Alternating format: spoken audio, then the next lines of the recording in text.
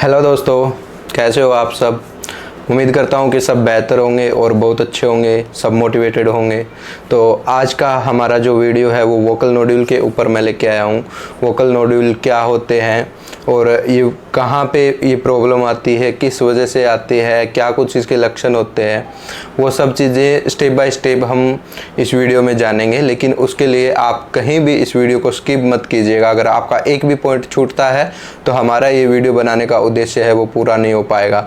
अब शुरुआत करते हैं हम। वोकल नोड्यूल होता क्या है। वोकल नोड्यूल आपको पता होगा, हमारी आवाज़ है वो दो तारनुमा संरचना वाले वोकल कॉर्ड से बनती है, ठीक है, जो ठीक हमारे थायराइड कार्टिलेज है उसके पीछे स्थित होते हैं। और उनकी जो मूवमेंट है वो पर सेकंड अगर हम देखेंगे तो 100 टाइम से ज़्यादा होते हैं, ठीक है। वो वाइब्रेट करने की जो उनकी कैपेसिटी है वो पर सेकंड के हिसाब से 1 सेकंड में 100 टाइम से भी ज़्यादा वो वाइब्रेट करते हैं। तो वोकल नोड्यूल क्या होता है दोस्तों, जब वॉइस का मिसयूज़ होता है या फिर गलत तरीके से कोई एक्सरसाइज की जाती है या फिर कोई एलर्जिक कंडीशन या ऐसे कुछ, हम डिटेल में थोड़ा चर्चा करेंगे, लेकिन बता देता हूँ, जब हमारे वोकल कॉर्ड में किसी तरीके की स्वेलिंग आ जाती है, ठीक है, और वो स्वेलिंग अगर सिस्ट जैसा कोई रूप धारण कर लेती है या उसमें जैसे सिस्ट को हम हिंदी में कोई छोटी गांठ भी कह सकते हैं, गांठ टाइप से, या फिर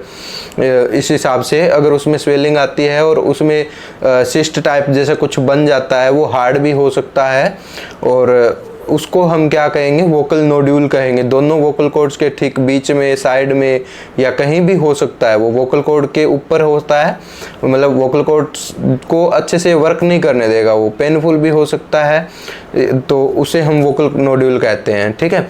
तो अब हम ये देखें कि वोकल नोड्यूल होता क्यों है, मतलब उसके केसेस क्या है।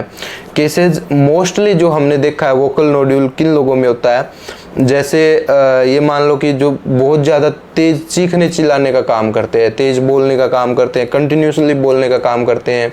जैसे उन कैटेगरी में हम किन को रख सकते हैं, जैसे टीचर्स हो गए हैं या कोई एंकर्स हो गया या रेडियो प्रोग्रामिंग वगैरह में कोई काम करता है उन पर्सनस के अंदर, या फिर जैसे कोई सेल्समैन है जो आवाज़ें मार मार के चीख चीख के वो काम करता है, तो उसके अंदर भी हो सकता है कि वोकल नोड्यूल क्रिएट हो जाए कभी इन फ्यूचर, हम कह नहीं सकते।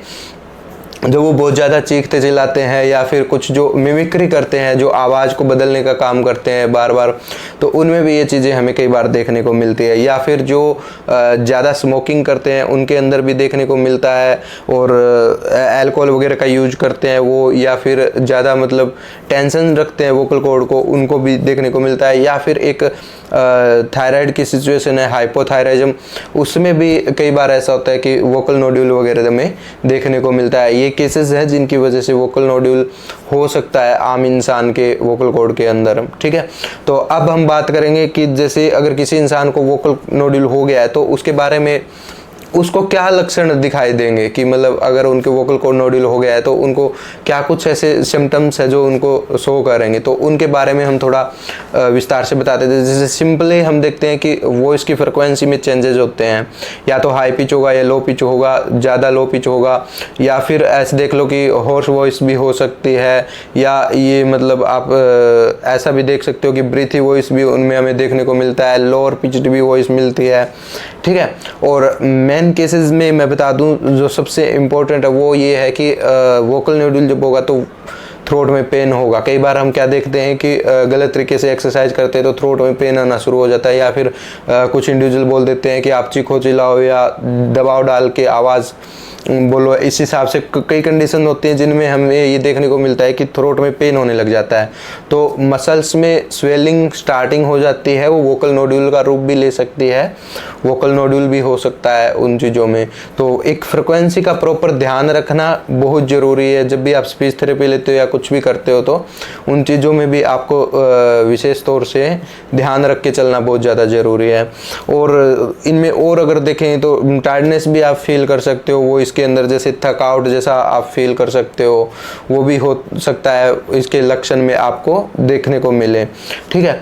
तो ये सब चीज़ें तो होगी। जैसे अगर नोड्यूल आपके अंदर है तो उसमें क्या कुछ लक्षण आपको देखने को मिलेगा, जिसमें पेन सबसे इम्पोर्टेंट है, उसके बाद वो इसमें चेंजेस, होर्सनेस और ये सब चीज़ें भी उसमें इम्पोर्टेंट है। ठीक है, तो इसके बाद हम बात करते हैं कि अगर मान लो किसी को नोड्यूल हो गया तो ट्रीटमेंट, क्या ट्रीटमेंट ले उसका।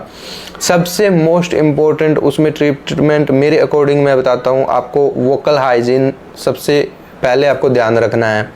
आप डॉक्टर के पास विजिट करते हो या कुछ भी आपको ऐसा फील होता है, वोकल हाइजीन पर मैं एक स्पेशल वीडियो आपके पास लेके आ रहा हूँ कुछ ही दिन में, बहुत जल्दी। तो उसमें आप सीख सकते हो कि किस तरीके से आप वोकल हाइजीन पर पूरा ध्यान रख सकते हो, किस तरीके से आप अपने वोकल कॉर्ड को रेस्ट दे सकते हो, किस तरीके से उनको मेंटेन रख सकते हो, किस तरीके से आप अपनी आवाज़ को अच्छा और बेहतरीन बनाए रख सकते हो। तो उस चीज़ पे मैं एक स्पेशल वीडियो लेके आऊँगा वोकल हाइजीन पे, तो उसमें आपको सब कुछ सीखने को मिलेगा। ठीक है, तो अब नोड्यूल के ट्रीटमेंट की हम जहाँ बात कर रहे थे, तो उसमें सबसे पहले आता है एक तो अपने को वॉइस रेस्ट, वोकल हाइजीन। ठीक है, जो मैंने आपको बताया। दूसरा, अगर किसी को एसिड की प्रॉब्लम है, बार बार एसिडिटी बन रही है, तो वो चीज़ें भी वोकल कॉर्ड को इफेक्ट करती है, तो हमें उस चीज़ को कंट्रोल करना है। एसिडिटी पर भी मैं, अगर पॉसिबल होता है तो आपको एक स्पेशल वीडियो में सब एक्सप्लेन करूँगा कि किस तरीके से हमारी आवाज़ और एसिडिटी का आपस में एक कनेक्शन है। ठीक है, कई बार नहीं भी होता है, लेकिन कई बार हमें देखने को मिलता है कि इस तरीके से होता है। हमने पीछे भी कुछ केसेस अटेंड किए हैं जिनमें GERD की प्रॉब्लम हमें देखने को मिली, तो काफ़ी लॉन्ग उनका ट्रीटमेंट धीरे धीरे चल के, हर चीज़ को बारीकी से ध्यान रख के उनका ट्रीटमेंट जो चला था। ठीक है, उसके बाद अगर किसी तरीके की कोई एलर्जिक प्रॉब्लम है तो उसका भी आपको डायग्नोस करवाना पड़ेगा ENT डॉक्टर से, या फिर अगर कोई भी आपके पास MD डॉक्टर है या कुछ है, कोई भी है आप, तो उनसे एक बार डिस्कस ज़रूर कर सकते हैं। कुछ एलर्जिक प्रॉब्लम है तो उनके बारे में आप चर्चा कर सकते हैं, और प्रॉपर चेकअप के लिए आप ENT डॉक्टर के पास विजिट कर सकते हैं, लैरिंगोस्कोपी वगैरह करवा सकते हैं, जिससे पता चलेगा कि एक्चुअल में प्रॉब्लम क्या है। क्योंकि कई बार सिम्टम्स मिलते जुलते होते हैं, कुछ और चीज़ों में भी मिलते जुलते होते हैं। ठीक है, तो प्रॉपर डायग्नोस होने के बाद आप उसके ट्रीटमेंट को कैरी ऑन कीजिए। और तीसरा, अगर हम देखें तो हाइपोथायराइडिज्म या फिर थायराइड की जो प्रॉब्लम होती है, ठीक है, TSH वगैरह हाई रहता है कुछ में, तो उन सब चीज़ों की को भी हम एक बार टेस्टिंग करवा सकते हैं। काफ़ी बार हम देखते हैं कि बच्चों को जब आवाज़ के मैटर पे वो ENT डॉक्टर के पास जाते हैं तो वो उसके अंदर TSH वगैरह टेस्टिंग के लिए लिख देते हैं, तो कई बार बच्चे कहते हैं सर ये ब्लड रिपोर्ट से इसका क्या कनेक्शन है। तो वही चीज़ है, अगर हाइपोथायराइडिज्म वगैरह कुछ ऐसा है तो वो TSH वगैरह से हम या ENT डॉक्टर है वो डायग्नोस करने की कोशिश करते हैं कि क्या कुछ इसमें प्रॉब्लम आ रही है। ठीक है, तो अब अगर हम बात करें कि सेल्फ केयर में आप इसके अंदर क्या कुछ कर सकते हो। सेल्फ केयर में अगर आपको वोकल नोड्यूल जैसा कुछ फील होता है या डॉक्टर आपको बताता है कि वोकल नोड्यूल है, तो सबसे इम्पोर्टेंट, आप जो भी स्मोकिंग वगैरह, अल्कोहल वगैरह ले रहे हो, उनको आप छोड़ दीजिए पूरी तरह से। अपनी वॉइस को रेस्ट देना शुरू कीजिए, प्रॉपर ब्रीथिंग एक्सरसाइज कीजिए, प्रॉपर ब्रीथिंग के साथ बोलना शुरू कीजिए। अगर आप कुछ चीखने चिल्लाने जैसा काम कुछ कर रहे हैं, सेल्समैन है, टीचर है, या फिर कोई भी आपकी जॉब है जिसमें आपको बहुत ज़्यादा बोलना पड़ता है, तो आप उन चीज़ों में थोड़ा अपनी वॉइस पर ध्यान दें और उनमें वॉइस को रेस्ट देना स्टार्ट करें। या अगर नोड्यूल वगैरह है तो एकदम मतलब आप कुछ दिन के लिए रेस्ट पर भी रख सकते हैं अपने वोकल कॉर्ड्स को। ठीक है, तो अगर आप में स्ट्रेस जैसा कुछ है, किसी वजह से स्ट्रेस है, तो उस चीज़ पे आप विशेष तौर से फोकस कीजिए, क्योंकि स्ट्रेस का और एसिड रिफ्लेक्स का, दोनों का आपस में बहुत बड़ा कनेक्शन है। अगर आपको स्ट्रेस रहता है तो सिंपली आपको हाई एसिडिटी भी रहेगा। हमने बहुत सारे केसेस में स्टडी किया है, सब में हमें देखने को मिला है कि अगर इंडिविजुअल को स्ट्रेस हाई रहता है तो एसिड की प्रॉब्लम उनको बहुत ज़्यादा रहती है, और वो चीज़ उनकी आवाज़ पर भी कहीं ना कहीं असर ज़रूर डालती है।